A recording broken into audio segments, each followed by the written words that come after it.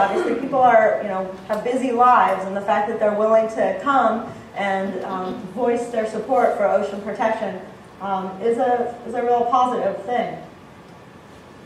That said, it has also been a controversial and contentious effort. As I intimated earlier, if you're a fisherman and you've traditionally fished in a certain area and that's your favorite spot or someplace that's important to you, you're going to obviously have some resistance to being told that now you can't go there anymore. I think we probably all feel that way if a trail that we liked was closed or we lost access to something that was important to us. John F. Kennedy has a quote where he said, "My experience in government is that when things are non-controversial and beautifully coordinated, there's not much going on." I try to remind myself of that in the context of the Marine Life Protection Act. It has been very challenging, and there has been a lot of opposition at various points to this effort. Again, some of those hearings where you've got 800 people, they're not 800 people all saying, yay, we want more MPAs. They're 400 people saying that and 400 people saying, the ocean's fine, go away and leave us alone. Or, why don't you put the marine protected area in a different place, make it smaller, move it, don't have it located in a way that's going to impact me or impact me as much. And I raise this point because it really is relevant moving forward. This isn't just something that's affected the design phase. For example, this coming Thursday, the Fish and Game Commission will be meeting in LA, and one of the issues on their agenda is a petition brought by some folks in Morro Bay and Half Moon Bay, asking them to rescind and suspend the marine protected areas that have been adopted on the Central Coast. So the marine protected areas that went in place in 2007, they're being asked to essentially delete those. So the controversy is ongoing. This is not something that has been wholly, beautifully embraced by everyone in the community. It has been a rocky road, and I think it will probably continue to be a rocky road. So again, the public education and awareness and hopefully support that I know all of you will be engaged in as you're talking with folks at the parks and at some of these reserve sites, I think is really important, just to building public understanding and awareness of the marine protected areas. We do hope that over time, those sentiments will change. I think they will. I believe they will. Some of the national parks and state parks were very controversial when they were created, and I think are pretty broadly supported across a wide spectrum of society now. So I hope the same thing will happen with our marine protected areas. Ultimately, I don't think it's going to be the sort of conservation rhetoric or even, frankly, scientific data that's going to change hearts and minds. I think it's going to be fishermen seeing for themselves that the marine protected areas either don't have the impact that they feared. This is a headline from Western Outdoor News. This is a publication that caters to fishermen and hunters pretty much exclusively, and has been very vocal in their criticisms of the Marine Life Protection Act and how it's been implemented. And yet this headline was from a few weeks after the Central Coast marine protected areas went into effect. So they were reporting themselves, actually, we were very concerned, but it hasn't been that bad. And I hope over time we get from no impact to actually this is a pretty good thing. Again, same publication, Western Outdoor News, and this refers to area around the Channel Islands where marine protected areas actually went into effect back in 2003. This headline from 2010, so 7 years in. The fishermen are actually having a pretty good time in the Channel Islands in spite of the marine protected areas. Plenty of places to fish and having a good experience there. So again, I hope that over time, what we will see is the benefits become obvious to all, and the support becomes more universal.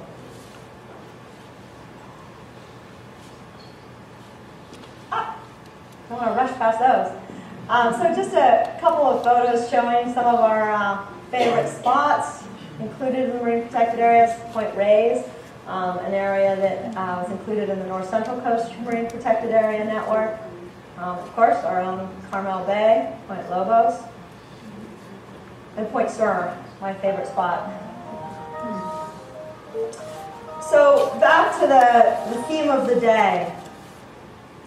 Of course, the long-term success of these marine protected areas will depend on scientific monitoring and enforcement, but I think ultimately the education and outreach, the community support is going to be the single most important piece moving forward. And I really do appreciate all of the effort that all of you put in to working with the community, working with the public, and helping to educate them about the natural resources in our state parks. And I'm really excited that you're going to be able to do the same for our new marine protected areas offshore. I think they're really just a continuation of our state parks, a little bit wetter, but really the same concept. And I think it's going to take that public support to make sure that they last over time, that they achieve their goals, and we're going to need education as a critical piece of that. So I'm going to wrap up here and just thank you for your time and attention. If there are any questions, I'll be happy to take them. This image down on the left is my daughter, my 4-year-old. She is well bundled, as you'll see, for a day at the beach, and that is because she is pointing out the sign at Drake's Beach and Point Reyes National Seashore, where I took her last summer after the marine protected areas were put into effect. There's a marine reserve right off that beach, and there she is bundled up for an August day. Thank you.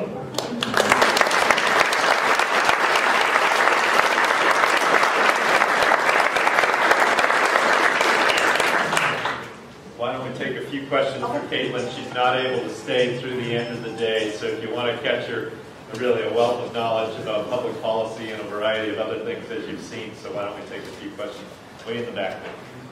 That was really enlightening, thank you. One thing I kept wondering in the back of my mind was, how does Monterey Bay Marine Sanctuary fit into all of this? Yeah. Oh, where to begin? So we're very fortunate here on the Central Coast to have the partnership of the Monterey Bay National Marine Sanctuary.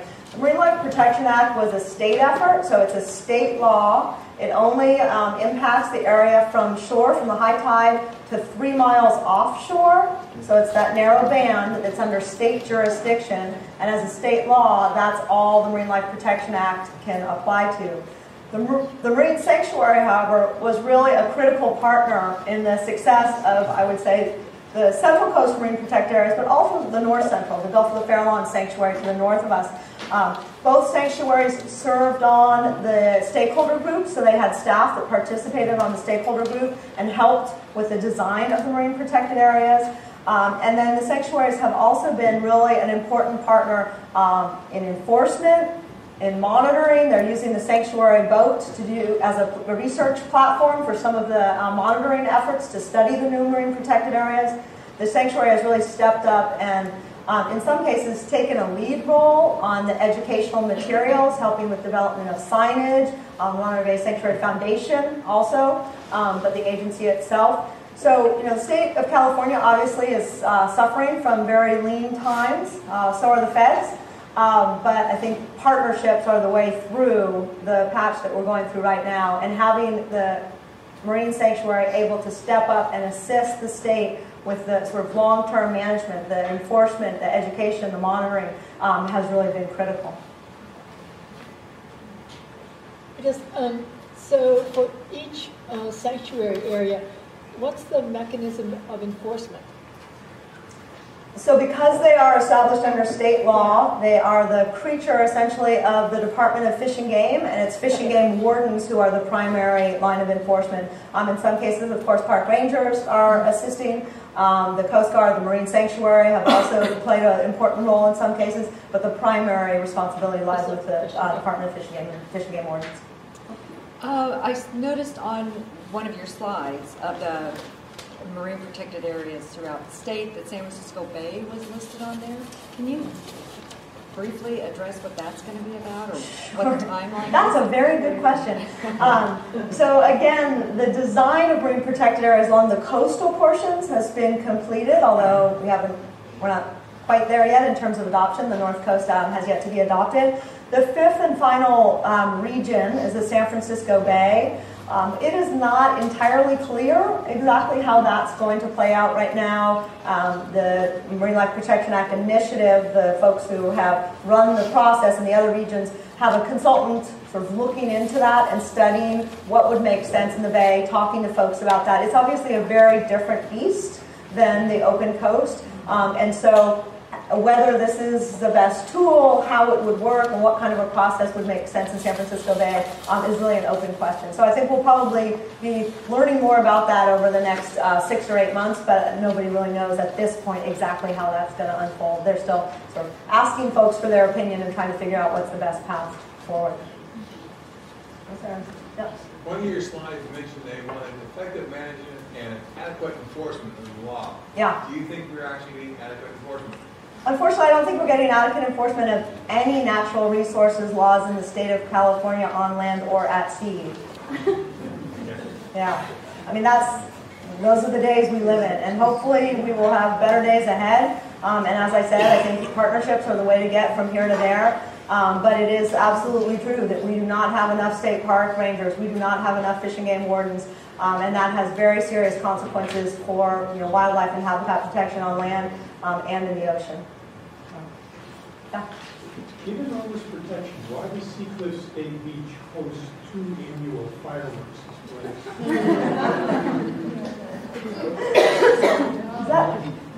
Is that a rhetorical question? Far from it. I would suggest talking to the Coastal Commission and the Monterey Bay Sanctuary Advisory Council. Since I no longer serve on. All right, thank you, Casey.